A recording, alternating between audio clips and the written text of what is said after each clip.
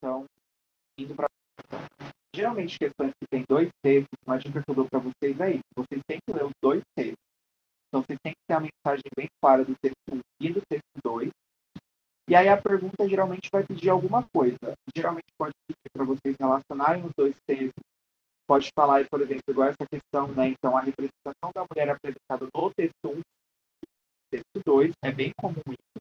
Então, eles pedirem para vocês pegarem o conceito do texto 1 e colocar no 2 ou no 2. Mas o que eu aconselho vocês é sempre que vocês lerem os dois textos, obviamente, vocês terem a mensagem deles bem clara. E alguma coisa vocês vão ter que fazer com esses dois textos, tá? Então, aqui a pergunta. A representação da mulher apresentada no texto 1, ou seja, a gente vai ler o texto 1 sabendo que tem uma representação de uma mulher aqui. Pode ser explicada pelo texto 2 no que diz respeito a, ou seja, como o texto 2 explica a representação do texto 1. Ou seja, o texto 1 provavelmente vai ser um exemplo, né, do que seria uma mulher, e o texto 2 ele vai explicar isso. Como? E a gente vai ler os dois textos agora. Então, texto 1. Desafiei os canais, como a Devena Giano faz. E pá, parei que exibia um episódio daquela velha família do futuro, os Jetsons. Nesse episódio em particular, a Jane Jetson, esposa do George, tentava dirigir aquele veículo voador dele. Meu peixe foi caindo à medida em que as piadinhas machistas sobre mulheres dirigirem forem se acumulando. Impressionante. Que futuro careta aqueles roteiristas imaginavam. Seriam incapazes de projetar algo melhor, e não apenas em termos de tecnologia, robôs e carros voadores? Será que a nossa máxima visão de futuro só atinge as coisas e jamais as pessoas? Como Jane, uma mulher de 33 anos no desenho, poderia ser o que foram as minhas bisavós? O futuro, naquele desenho, esqueceu de ser melhor nas relações das pessoas. Aliás, tão parecido com a vida, fiquei de cara, como dizemos aqui, ou como dizemos na adolescência, pobre adolescência, aprendendo sem querer e sem muita defesa um futuro tão besta quanto o passado. Então, nesse primeiro texto, a gente tem uma pessoa, né, falando aqui, não sei para quem conhece o desenho do Jetson, mas é o Flintstone, só que do futuro, né? É um desenho mais para quem nasceu nos anos 2000 que assistia. Bem que o desenho é de 60, né? Mas é isso aqui, é de uma família que vive no futuro. Mas ele bem parecido com o Flintstone. E ele está falando que a Jane Jetson, né, que era a esposa do George, ela dirigia, né, estava dirigindo um veículo, né, voador não, mas ela estava dirigindo um carro, e aí começou a vir diversas piadas machistas, né, sobre isso. E ela traz uma reflexão no texto que é isso. Nossa, é uma série que fala sobre o futuro, né, então que deveria mostrar o progresso das coisas, a gente tem piadas sobre uma mulher dirigindo. E aí o texto 2 é o seguinte.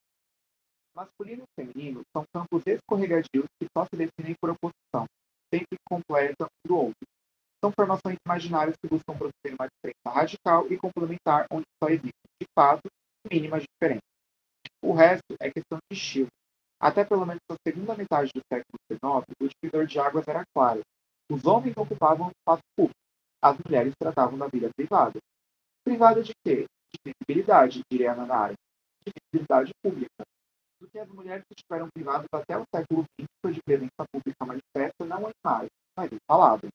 A palavra feminina, reservada ao espaço doméstico, não produzia diferença na vida social. Então, o que esse texto está dizendo? Ele está dizendo que por muito tempo, né, a vida pública, o que é a vida pública? É o trabalho, são as relações que você constrói fora da sua casa, era completamente dos homens.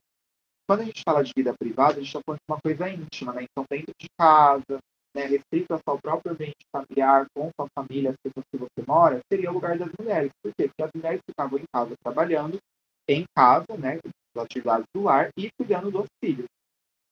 Né? Então, novamente a pergunta. A representação da mulher no texto 1 pode ser explicada pelo texto 2 no que diz respeito a. Ou seja, a gente vê que no texto 1 a Jane Jetson está sofrendo machismo por ela estar dirigindo. E como o texto 2 explica isso? E aí eu vi Pedro que colocou AB, né? Mas então vamos lá. A. Censura as formas de expressão feminina. Você não está. Assim, isso é uma questão mais de interpretação, mas você não tem uma censura de fato. Por quê? Porque a Jane Jetson ela pode dirigir, então ela não está sendo censurada. Censurada seria dizer, sei lá, você não pode dirigir, você tem que ficar em casa cuidando da sua família. Mas ela ainda tem essa liberdade de dirigir. O que acontece é que mesmo ela tendo a liberdade, essa seria a palavra liberdade, ela tem. Só que ela ainda continua sofrendo com piadas, né, com comentários preconceituosos, então não seria uma espécie de censura. E aí a B que colocou é a ausência da figura feminina na vida pública. De fato, a gente pode considerar que, né, no texto 2 fala sobre as mulheres não serem muito presentes na vida pública. Mas, novamente, lembra que a gente tem que pegar as ideias dos dois textos? No texto 1 é dito isso, mas no texto 1 ela está no ambiente público.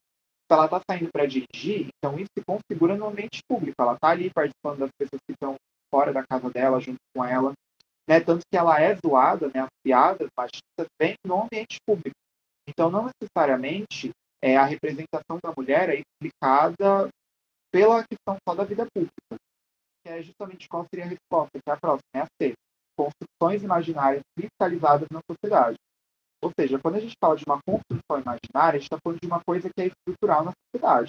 Né? E diversos tipos de preconceitos são estruturados na sociedade. Racismo, machismo, homofobia, enfim, são coisas construídas, né? Ou seja, por muito tempo foi construído na nossa sociedade que a mulher ela tem que ficar dentro de casa trabalhando. Mas ao mesmo tempo que é construído, é cristalizado, ou seja, é forte, né? É o pensamento de todo mundo de que a mulher ela tem que ficar em casa cuidando dos filhos, né? E no texto 1, novamente, a Jane Jackson é zoada, né? Tem umas piadas machistas sobre ela dirigir, né? Então, novamente, a representação da mulher no texto 1, né? Então, a gente tem a representação de uma mulher sofrendo preconceito no texto 1. E como é explicado esse preconceito dela pelo texto 2? Pelas construções imaginárias cristalizadas na sociedade. De que o texto 2 fala que a mulher ela tem que ficar em casa, né, na vida privada. E aí no texto 1 a gente tem ela na vida pública. Né? E por que ela está sendo zoada? Porque foi construído no imaginário né, da sociedade que as mulheres vão ter que ficar em casa. Deu para entender porque seria a C? Ficou mais claro?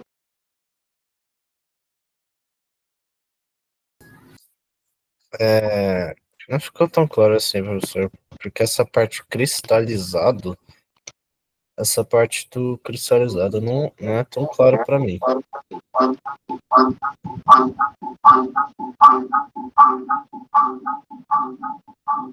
Foi mal. Peraí que tá mal. Puta microfonia. Oi? Será que agora foi?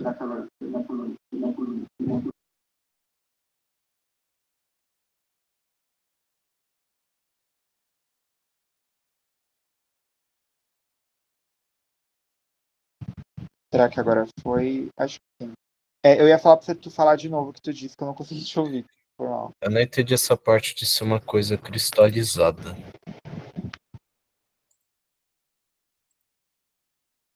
E não consegui de novo, Pedro. Desculpa. Fala aí de novo, por favor.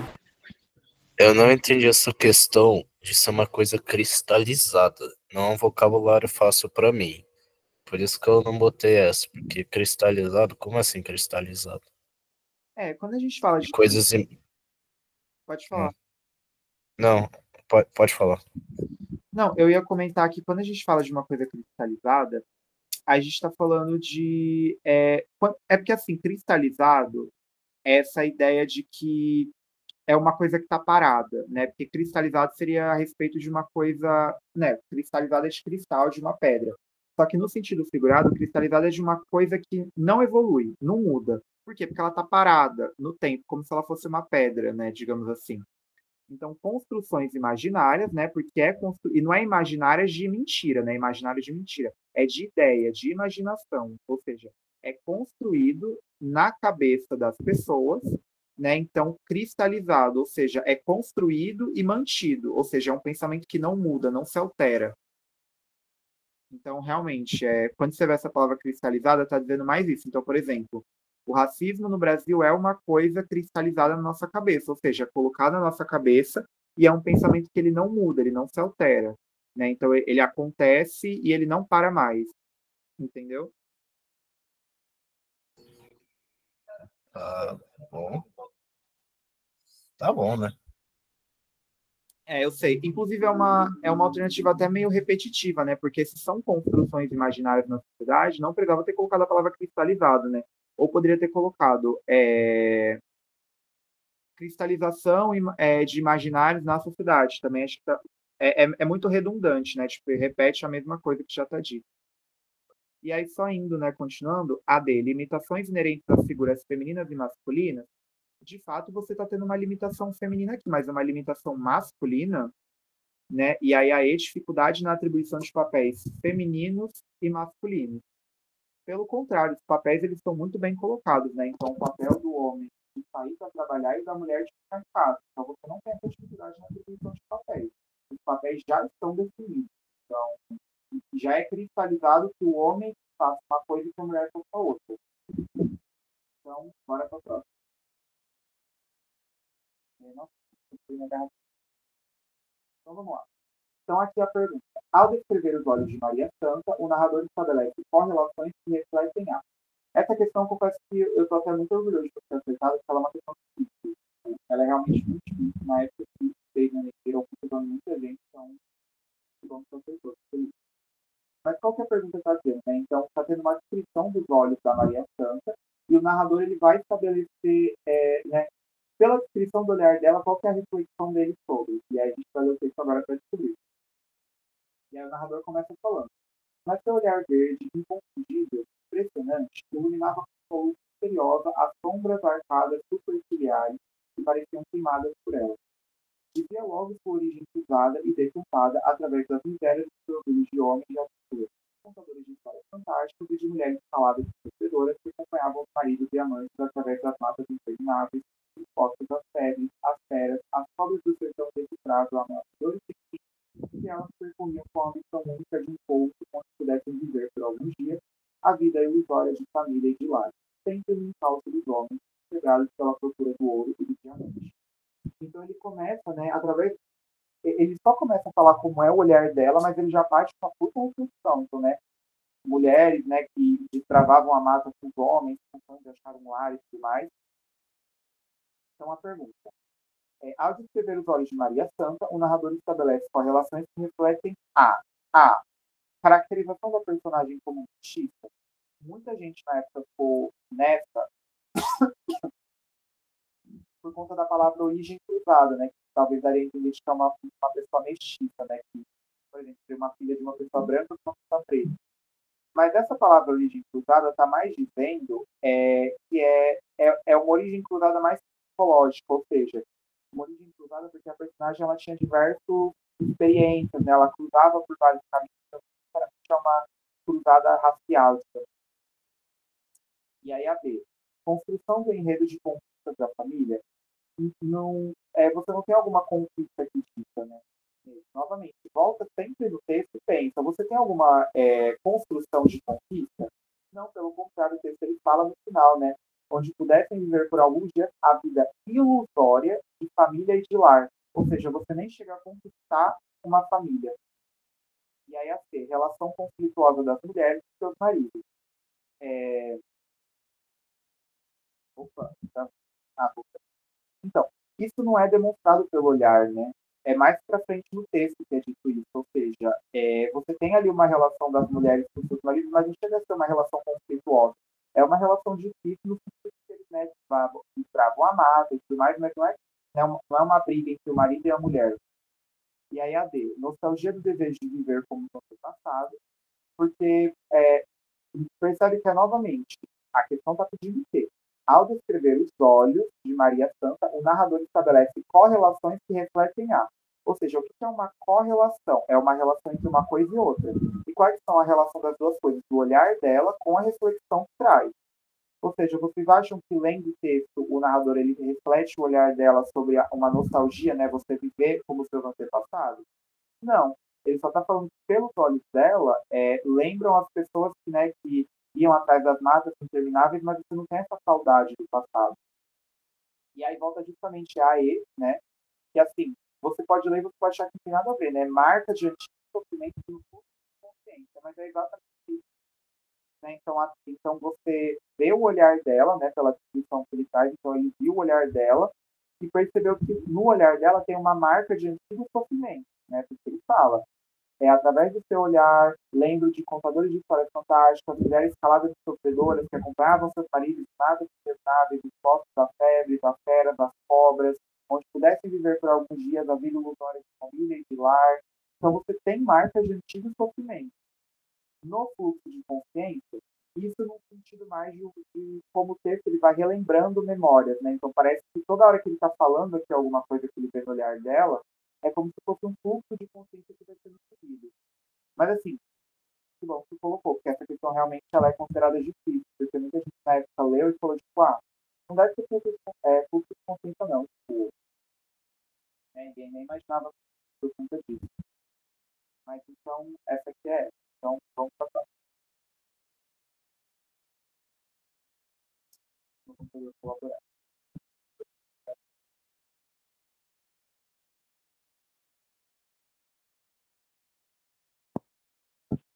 Opa, minha internet caiu aqui.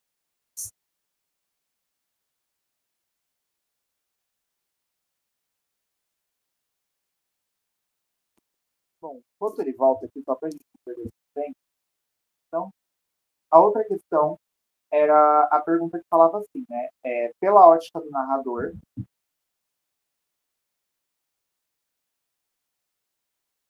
agora vou,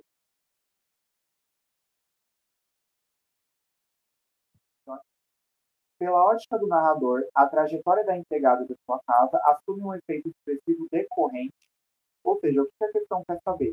Qual que é a expressividade do texto? Né? Mas é a partir da visão do narrador, ou seja, pela ótica do narrador, não é a nossa visão, é a visão dele. Então você tem que ler o texto e julgar qual que é a reflexão que ele faz. Então vamos lá ler o texto. Wanda vinha do interior de Minas Gerais e dentro de um livro de Charles. Sem dinheiro para criá-la, a sua mãe, Adera, comprou 7 anos a uma conhecida. Ao recebê-la, a mulher perguntou o que a garotinha gostava de comer. Anotou tudo no papel. Mal a mãe virou as costas, no entanto, a fulana amassou a lista e, com uma dor de folhetim, decretou: a partir de hoje, você não vai mais nem sentir o cheiro dessa comida. Quando trabalhou lá até os 15 anos, quando recebeu a carta de uma prima com uma nota de 100 cruzeiros. Saiu de casa com a roupa do corpo e subiu um ônibus para São Paulo. Todas as vezes que eu e minha irmã importávamos com nossos irmãos de criança, ela nos contava histórias da infância de gata borralheira. Fazia-nos apertar seu nariz quebrado por uma das filhas da patroa com um rolo de amassar pão que nos expulsava da cozinha.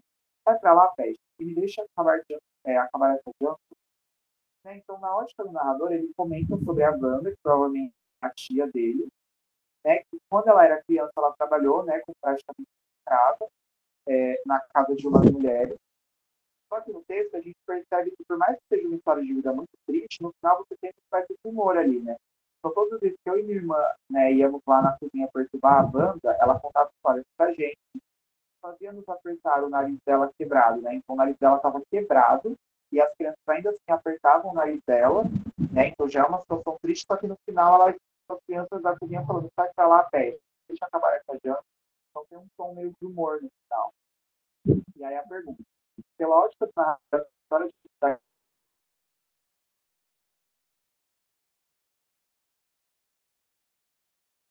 caso for feito expressivo decorrente. Então, para o narrador, qual que é a neutralidade que ele está usando? E aí, a situação literária personagem, a expressividade do texto, né? O que é a expressividade? É a emoção. Seja emoção boa ou ruim, né? Traz emoção do que a gente leu. Vem do fato dele citar coisas literatura tradicionais, também, né? Ele citar Gata Borralheira, Caterella, o Charlie Dickens, né? Que são elementos de uma literatura mais tradicional, mas não aí dá expressividade do texto, né? Lembra que a mensagem é a geral do texto, né? Você lendo o texto como um todo. E aí o Pedro colocou a ver, é a alusão à inocência das crianças da época. Não é as crianças inocentes, né? O foco meio que não é nas crianças, né? Porque, na verdade, o personagem principal da história é a Wanda, né? Então, como a Wanda, ela saiu de um lugar para outro. Então, não necessariamente o que dá expressividade do texto é as crianças, né? E aí, a C, estratégia de questionar a bondade humana. Pelo contrário, está mostrando a maldade humana, né? Detalhada das pessoas do interior. Ele não está nem dando uma descrição detalhada porque a gente não sabe muito sobre a vida da Wanda, né? Uma informação bem pouco dela. E aí, representação anedótica de atos de violência. Essa é por isso que eu ainda falei para vocês pesquisarem o significado das palavras. Eu vou pesquisar aqui o significado de anedótica para vocês. O que é uma coisa anedótica, né? É uma coisa que é divertida, engraçada, mas que ao mesmo tempo é bizarra, né? Então é aquela piada que você ri com a mão na consciência. Que é justamente isso. Então, uma representação engraçada, porém bizarra, de atos de violência. Ou seja, a gente vê que a Wanda ela teve uma história de vida muito triste, mas ainda assim, no final, quando as crianças vão lá perturbar ela na cozinha, ela fala, sai pra lá, peste, deixa acabar essa janta. Então, por isso que eu ainda comentei com vocês que era bom, quando a gente for resolver questões assim, a gente pesquisar o significado das palavras, porque pode parecer difícil pela alternativa, mas aí você vai pesquisar o significado, é tipo uma coisa super fácil. Então, ficou claro para você porque não seria a B e sim a E, e para quem não fez a ideia do exercício, bem? Peraí, pessoal.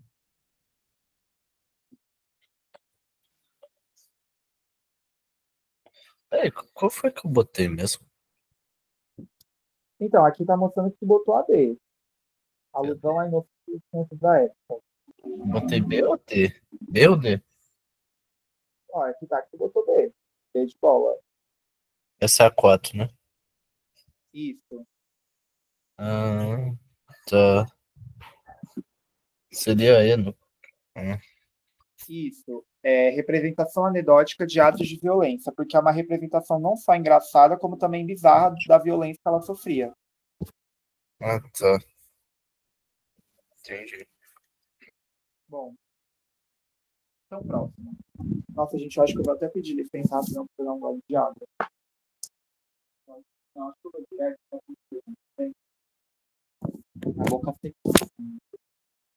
Eu também tentei pegar questões bem diferentes, porque no dia vocês não vão ter só poema para ler, né? Vocês vão ter, por exemplo, essa é uma questão de um padrinho, que pode acontecer de aparecer também. E quadrinho também faz parte de uma história, uma narrativa, né? Quadrinho não é literatura, mas faz parte de uma narrativa. Então, aqui no primeiro quadro, a gente tem, né? O Tatá contou sobre Calunga, o mar que não acaba. Aqui embaixo. Naná, se a gente beber miçanga e enfrentar o Calunga, podemos ficar juntos lá na outra terra, longe daqui. E aí vai mostrando, né, a imagem deles, do pé deles, e aí eles terminam refletindo, longe disso tudo. Então, a sequência dos quadrinhos conjuga lirismo e violência, novamente, conjuga. Com é de você ligar duas coisas. Então, a gente tem que achar a alternativa, né, que conjuga lirismo e expressão. Quando a gente fala de lirismo, lirismo é uma palavra que com certeza vai aparecer no dia da prova para você. O que é lirismo? Lirismo é expressão. E lirismo não necessariamente é uma coisa boa ou ruim. É a expressão do poema. Pode ser uma expressão ruim ou pode ser uma expressão boa. Então, a sequência de quadrinhos junta lirismo e violência ao A.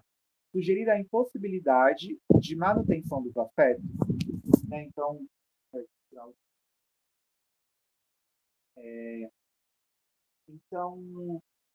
assim, a gente não percebe no quadrinho que há uma impossibilidade dos afetos, ou seja, deles ficarem juntos.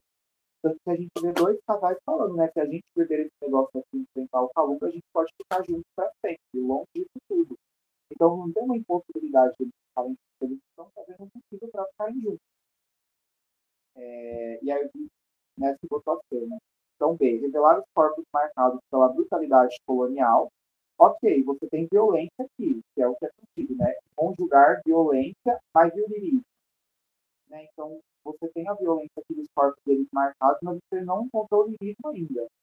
E aí, C, representar o abatimento diante da desumanidade vivida. Sim, eles estão abatidos? Sim, mas eles também estão esperançosos, ou seja, novamente, você tem a violência aqui, né, de você representar o abatimento, mas olha o que a questão pede. Conjugue, junte lirismo e violência. Então tem que ter uma alternativa que tenha o lirismo, a expressividade e a violência. A gente achou a violência, mas cadê a expressão aqui?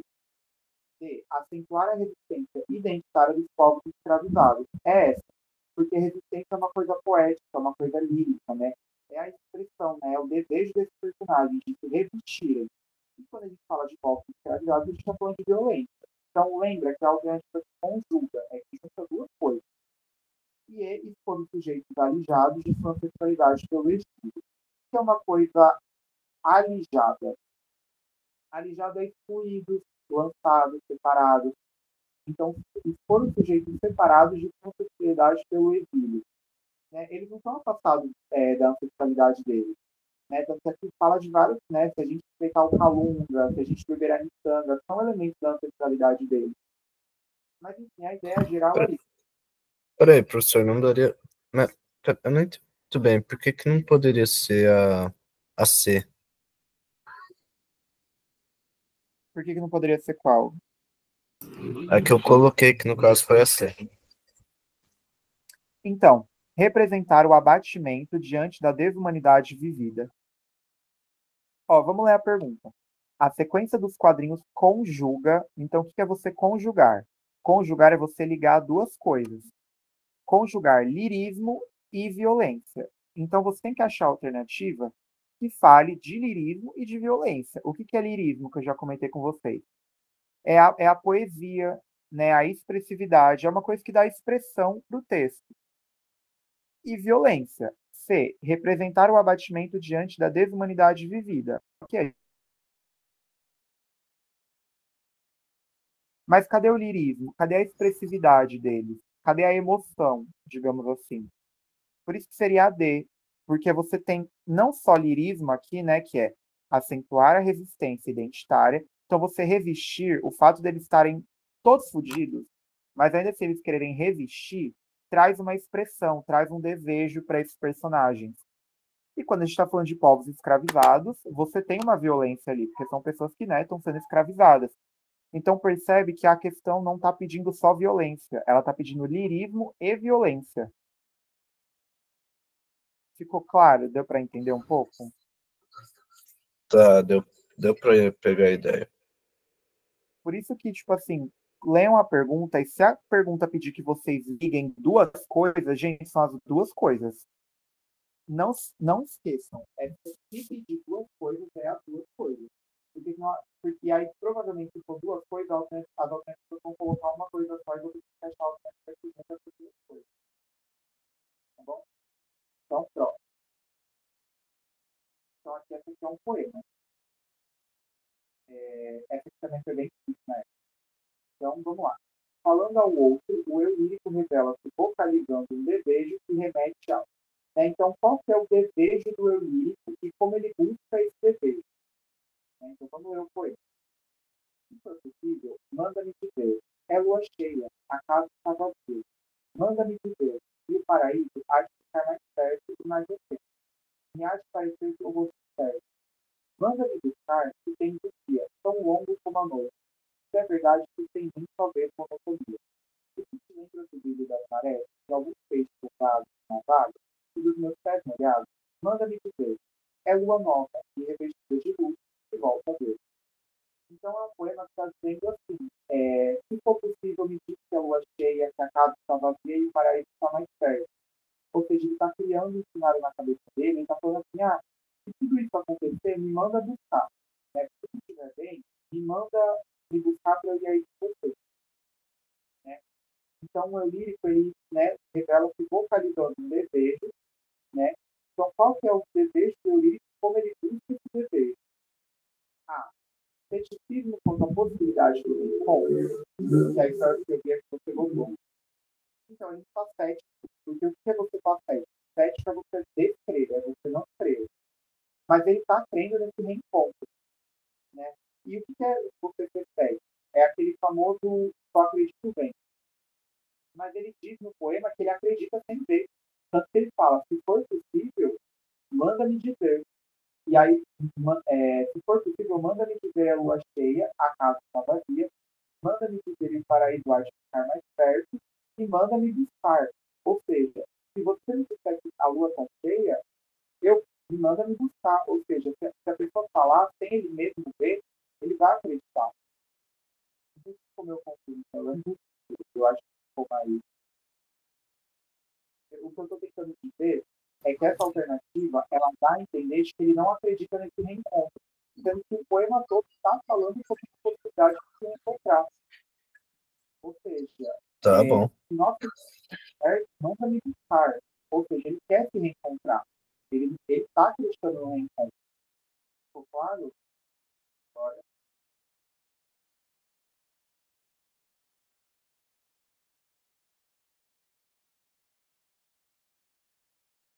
tudo bem, Pedro? Tá bom, professor.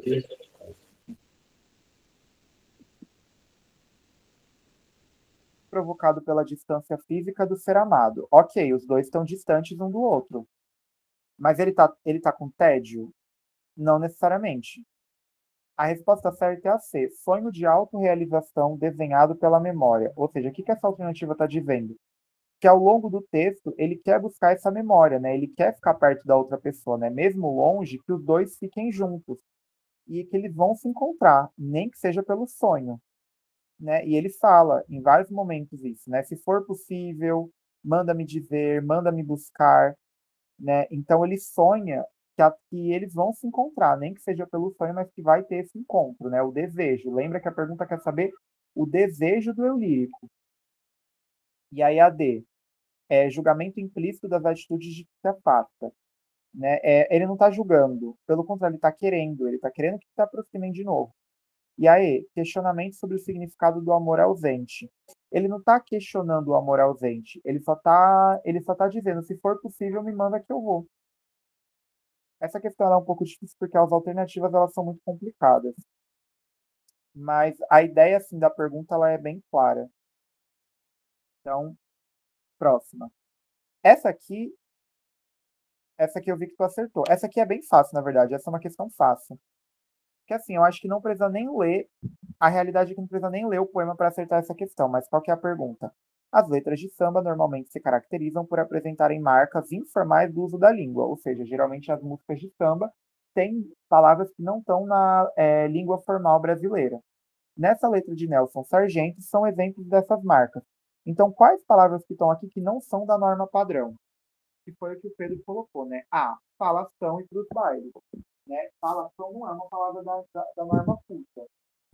Provavelmente seria falatório. Né? Falação não é uma palavra que você diz no ambiente mais culto, digamos assim. E não é cruz baile, é para os bailes. Tanto que pra é uma abreviação de para e a. Né? Mas aí vamos ver as outras. Você pode ser de fato, né, um uso informal da língua, mas teatro de revista não é. Perfeito carnaval são da língua normal portuguesa. Bebe bem também, né? Vem de beber. Populista, curar, falso moralista, são palavras da norma culta. Agora, falação entre os bailes, não, né? São modos informais de dizer a língua. Então, é a.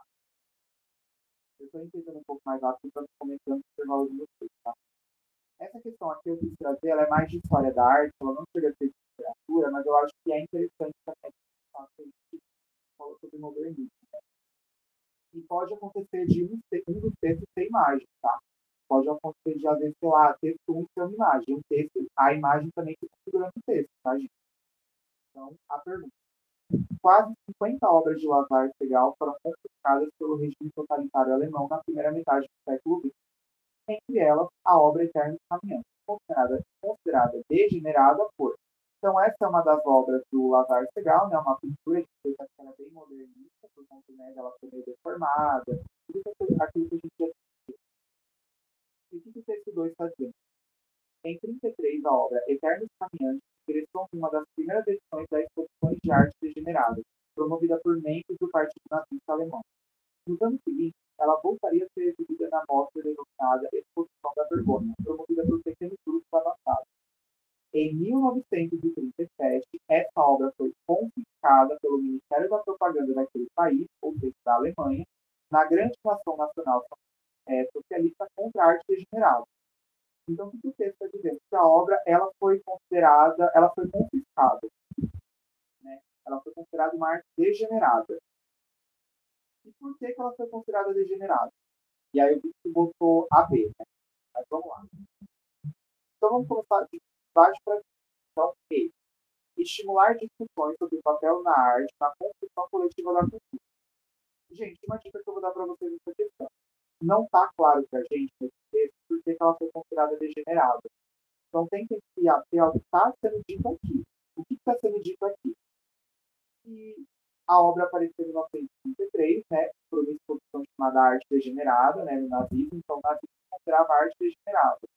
Depois ela foi colocada numa exposição chamada Exposição da Vergonha, e em 1937 essa obra foi confiscada pelo Ministério da Propaganda contra a arte degenerada, ou seja, é um quadro que representa uma arte degenerada. Por quê? Por estimular discussões sobre o papel da arte na construção coletiva de cultura. Nesse texto, você não tem nenhuma menção sobre coisas coletivas, né? Então, vamos pensar no que está sendo dito dentro do texto. C. Apresentar uma composição que antecipa o imaginário artístico germânico. Germânico é alemão. Então, a obra ela foi considerada degenerada por ela ser da cultura alemã? Não necessariamente, né? Vamos lembrar a pergunta. Entre elas, a obra Eternos Caminhantes, considerada degenerada por, ou seja, por que essa obra aqui que a gente está vendo, ela é considerada degenerada? C. Expressar a cultura artística por meio da representação parcial do corpo humano. O texto não está falando em nenhum momento do corpo humano, né? Por mais que o fato aqui nessa pintura você tem várias pessoas pintadas, né, meio deformadas, não fala sobre o corpo humano no primeiro texto. E aí a B. Manifestar um posicionamento político cultural concebido por grupos de oposição. Em nenhum momento o texto ele diz que a obra ela foi tirada de circulação porque ela representava uma oposição. Aqui é dito que ela foi tirada porque ela representava uma arte degenerada, ou seja, eles não gostavam daquela arte. Não porque ela representava uma oposição, né? Que a gente a resposta certa que representar uma estética tida como inconveniente para o ideário político vigente. Ou seja, se eles consideravam essa pintura degenerada, ela tinha uma estética inconveniente. O que é você ter inconveniente? Inconveniente é uma coisa que não deveria estar ali. Né? Não deveria estar ali para quem? Para o ideário político vigente, né? Para aquela política dali, a política alemã. Então eles achavam que aquela obra era degenerada. Então ela representava, ela era inconveniente ali para aquele momento. Tudo bem, Pedro? Claro, o Peter também.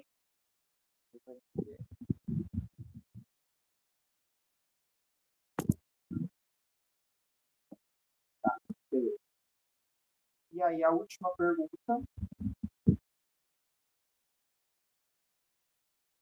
é...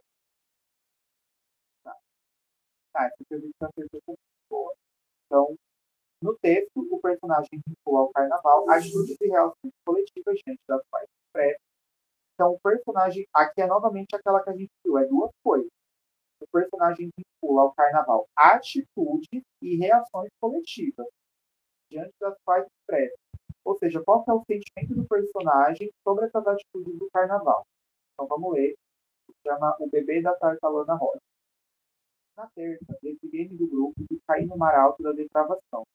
Só com uma roupa leve por cima da pele e de todos os maus justificados. De resto, a cidade inteira estava assim. É o momento em que, por trás das máscaras, as meninas confessam paixões aos rapazes.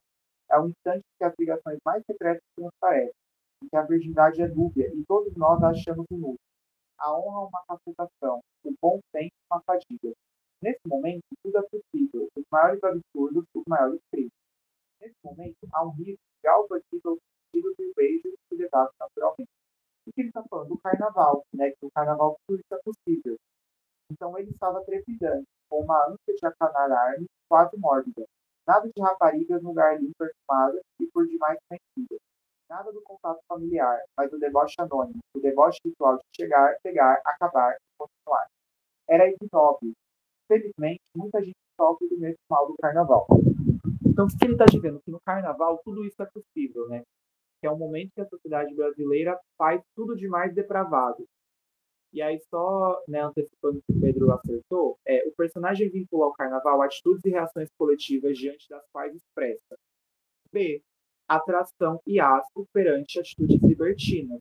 Ou seja, ele ao mesmo tempo que ele acha tudo um asco, o que é você achar as coisas um asco?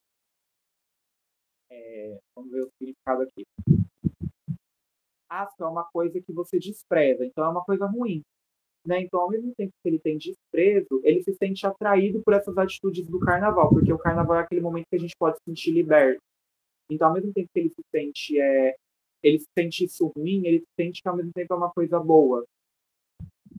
Então, essa mais a ideia da questão de que o personagem, né, na visão dele, ele se sente tanto atraído quanto repulsa pelo carnaval. Tudo bem, gente? Tranquilo? Oi? E agora que eu vi que tu botou, Victor, estava ocupado, depois tem que mandar o link, eu vou mandar de novo, assim, por mais que eu já dei a resposta de todas, e Caso você tenha uma memória curta e quiser treinar de novo depois, fique à vontade. Mas, gente, assim, vocês podem. Todo o material que a gente viu ao longo do ano está no Drive. Vocês podem voltar para os exercícios que a gente corrigiu, que a gente fez a qualquer momento, e vocês podem ir treinando, tá? Então, eu vou até mandar o link do Drive de novo. As aulas estão todas lá, todas as aulas estavam com exercício no final, então fique à vontade para voltar e treinar, tá? Nossa, gente, eu comi real no intervalo hoje, mas, bom, eu acho que é a última aula, então estou me dando essa licença poética. Mas tudo bem, gente, vocês conseguiram pegar os exercícios, foi. Novamente reforçando, eu só acertei 4, tá ótimo, você acertou basicamente quase metade da prova, sabe? Tipo, pensa que se fossem 90 questões, você teria acertado 40, e isso é muita coisa, tá? E novamente, né, tipo, a gente sempre reforça isso, não é o número de acertos de vocês que vai definir a nota. Ou seja, pode ser que o Vitor acertou 4 questões difíceis e o Pedro 4 fáceis, as notas de vocês vão ser completamente diferentes. Mas então, tudo bem, gente? Tudo tranquilo? Foi? Tudo perfeito?